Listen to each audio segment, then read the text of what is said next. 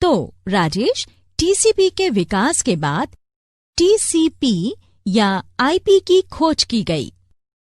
ये क्या है नंदिता मैम?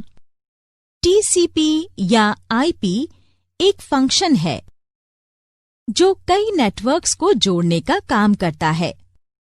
इसी की खोज के बाद सारे कंप्यूटर्स इंटरनेट से जोड़े जाने लगे और इसीलिए इसे नेटवर्क का नेटवर्क कहा गया। ये ही आजकल इंटरनेट कहा जाता है। उसके बाद 1973 में ज़ेरॉक्स ने एथरनेट का विकास किया। मौजूदा वक्त में सफल संचार एथरनेट की वजह से ही संभव है। दो या उससे ज्यादा डिवाइसेस के बीच फिजिकल कनेक्शन से एथरनेट बनता है। जब ज्यादा मात्रा में डेटा ट्रांसफर किया जाता है तो ये उसे उचित तरीके से पहुंचाने में मदद करता है। डेटा को खोने से बचाने के लिए एथरनेट के टॉप पर टीसीपी या आईपी की कई लेयर्स लगाई जाती हैं।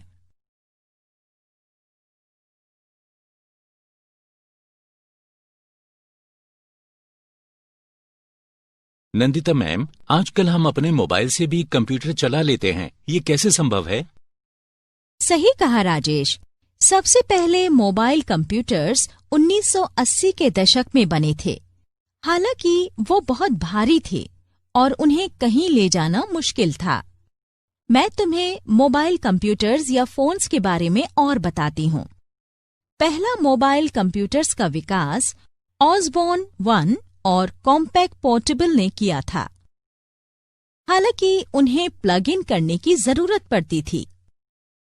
अगर लैपटॉप्स की बात करें तो पहले बने कंप्यूटर को ग्रिड कंपासेस कहा गया। इन कंप्यूटर्स में बैटरीज लगी थीं, जिससे इलेक्ट्रिसिटी की जरूरत पूरी की जाती थी। टेक्नोलॉजी में रोज हो रहे बदलाव ने इसे पोर्टेबल बैटरी से चलाने में सफलता हासिल की। 2000 के दशक में पोर्टेबल कंप्यूटर्स बहुत लोकप्रिय हुए थे। उसके बाद स्मार्टफोन्स और टैबलेट्स का इजाद किया गया। ये कई तरह के ऑपरेटिंग सिस्टम्स के जरिए काम करते हैं और बहुत कम वक्त में ही उन्होंने कंप्यूटिंग वर्ल्ड की दुनिया पर कब्जा कर लिया।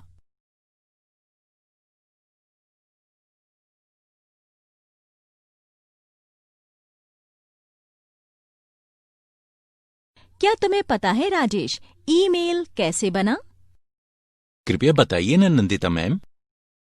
इंटरनेट बनने के बाद एक नेटवर्क बनाया गया। ये नेटवर्क इंटरनेट कनेक्शन से जुड़े सभी कंप्यूटर्स को आपस में जोड़ता था। तो जिस किसी ने भी इंटरनेट ज्वाइन किया, उन्होंने ईमेल के सिद्धांत पर काम किया, जिससे वो एक दूसरे को कम्युनिकेट कर सकें या ईमेल के जरिए जानकारी भेज सकें। अब तो कई साइट्स हैं जो ईमेल सर्विस दे रही हैं। इंटरनेट को और ज्यादा प्रभावी बनाने के लिए मॉडेम या राउटर का विकास किया गया। वो इंटरनेट में कैसे काम करता है मैम? अगर तुम टेलीग्राफ लाइंस के बारे में जान जाओ तो तुम उसे आसानी से समझ जाओगे राजेश। जहाँ तक मैं जानता हूँ, टेलीग्राफ लाइंस वायर्स के जरिए दो अलग अलग जगहों पर डेटा ट्रांसमिट करती हैं। सही कहा राजेश, पर अब टेलीग्राफ का इस्तेमाल कम होता है। अब बात आती है वायरलेस टेक्नोलॉजी की। इसी वजह से मॉडेम बनाए गए। शुरुआती दिनों में टेलीफोन लाइंस के जरिए ही कंप्यूटर से संचार किया जाता था। मॉडेम के थोड़े वक्त बाद ही राउटर का विकास हुआ और अब वायरलेस कनेक्शन में राउटर बहुत तेजी से मॉडेम की जगह ले रहा है। राउटर का एक खास फायदा ये है कि ये एक साथ कई डिवाइसेस जैसे कंप्यूटर्स, टैबलेट्स और स्मार्टफोन्स में इंटरनेट सर्विस अवेलेबल करा सकता है।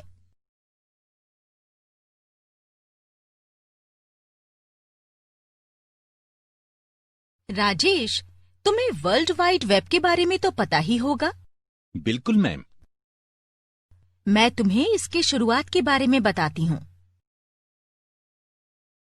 वर्ल्ड वाइड वेब का विचार सबसे पहले स्विट्जरलैंड के एक शोधकर्ता टिम बर्नर्स ने 1990 में दिया था। टिम बर्नर्स-ली ने सूचना संचार को बढ़ावा देने के लिए एक नया रास्ता चुना। उन्होंने एक लिंक के जरिए एक कंप्यूटर के किसी डॉक्यूमेंट को अलग अलग जगहों पर लगे हुए कंप्यूटर्स में खोलने की जिम्मेदारी ली। इसके लिए उन्होंने सॉफ्टवेयर बनाया जो आइडेंटिफाइंग सिस्टम URL या जिसे यूनिट रिसोर्सेज लोकेटर्स भी कहते हैं और एक इंटरफेस HTTP या हाइपर टेक्स्ट ट्रांसफर प्रोटोकॉल का इस्तेमाल करता था।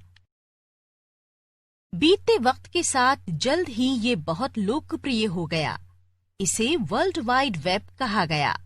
शॉर्ट में इसे WWW कहते हैं। WWW कमर्शियल ऑर्गेनाइजेशंस को दुनिया भर में ग्राहकों तक पहुंचने का रास्ता देता है। सभी कमर्शियल ऑर्गेनाइजेशंस, खासकर एंटरटेनमेंट इंडस्ट्री को इससे बहुत फायदा हुआ। राजेश, अब तो तुम बता सकते हो कि हम इंटरनेट पर कितने निर्भर हो गए हैं? बिल्कुल नंदिता मैम। इंटरनेट और WWW के बिना हमारा कोई काम पूरा नहीं हो सकता।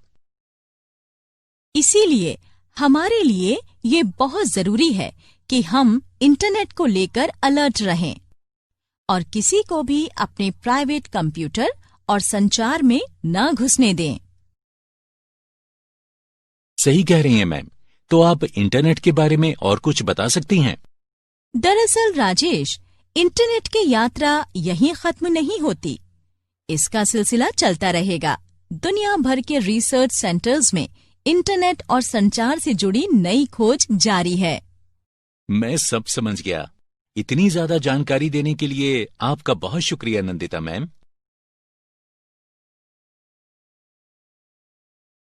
अब तक जो भी सीखा है उसका रिकैप कर लेते हैं। किसी भी बटन्स पर क्लिक कर अब तक सीखी हुई जानकारी ले सकते हैं। अबैकस। अबैकस एक सरल उपकरण है। ये लकड़ी के एक फ्रेम से बना होता है जिसकी बीड्स धागे या लकड़ी के बार्स में अरेंज किए जाते हैं। पास्कलिन। ब्लेज पास्कल ने 17वीं शताब्दी में एक मैकेनिकल कैलकुलेटर का आविष्कार किया जिसमें संख्याओं के साथ व्हील्स लगे थे। इसे ही अरिथमेटिक मशीन या पास्कलिन के नाम से जाना जाता है। चार्ल्स बेबेज इंग्लैंड के एक गणितज्ञ थे जिन्होंने पहली बार ये कहा था कि गणितीय गणनाएं एक ऑटोमेटिक मशीन के जरिए भी की जा सकती हैं। उन्होंने बताया कि गणनाओं को आसान ऑपरेशंस में बदला जा सकता है। इसीलिए चार्ल्स बेबेज को कंप्यूटर का पिता माना जाता है। एनियाक। अमेरिका में बना एनियाक या electronic numerical integrator and computer US में डेवलप पहला इलेक्ट्रॉनिक प्रोग्रामेबल कंप्यूटर था। ENIAC कोलोसस से ज्यादा तेज और उपयोगी था। Universal computing machine. ट्यूरिंग ने एक बहुत ही आसान उपकरण यूनिवर्सल कंप्यूटिंग मशीन पेश की थी। उन्होंने ये भी साबित कर दिया कि इस तरह की मशीन टेप में स्टोर्ड किसी भी गणनीय की निर्देश के मुताबिक गणना कर सकती है। Manchester baby. मैनचेस्टर बेबी दुनिया का पहला स्टोर्ड प्रोग्राम कंप्यूटर था।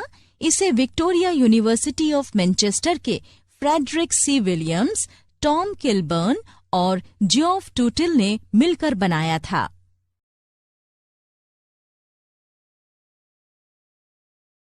ट्रांजिस्टर्स। ट्रांजिस्टर्स ने सेकेंड जनरेशन के कंप्यूटर्स को जन्म दिया। वैक्यूम ट्यूब्स के मुकाबले ट्रांजिस्टर्स से कई फायदे हैं।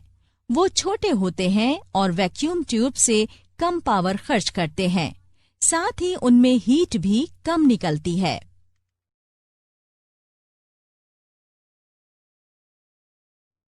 Integrated circuit IC. Integrated circuit का विचार सबसे पहले 1952 में मिनिस्ट्री ऑफ डिफेंस के रॉयल रडार एस्टैब्लिशमेंट में काम करने वाले एक रडार साइंटिस्ट जियोफ्री W.A. डमर ने किया था। इसने ट्रांजिस्टर की जगह ले ली।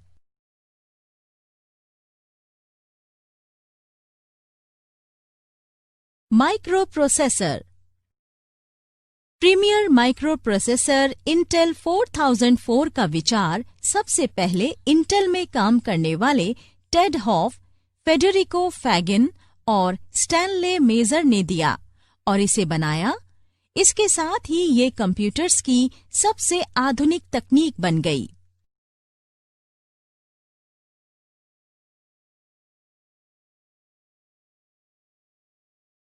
ARPANET अमेरिका की एक defence advanced research projects agency, जिसे APRA भी कहते हैं, उसने ये फैसला किया कि अलग अलग जगहों के अनुसंधान संस्थान में बैठे लोगों के साथ कंप्यूटर साझा किया जाएगा। इसी पर चलकर आगे डेटा लिंक्स शेयर करने के लिए एक नेटवर्क बना, जिसे हम ARPANET कहते हैं।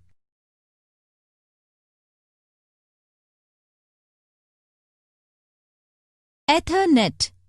1973 में एथरनेट के विकास ने ही आधुनिक संचार तकनीक को संभव बनाया। 2 या उससे ज्यादा डिवाइसेस के बीच फिजिकल कनेक्शन से एथरनेट बनता है।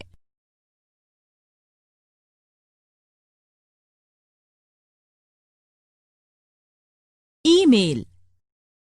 इंटरनेट बनने के बाद एक नेटवर्क बनाया गया। ये नेटवर्क इंटरनेट कनेक्शन से जुड़े सभी कंप्यूटर्स को आपस में जोड़ता था। इसी नेटवर्क को ईमेल कहा जाता है।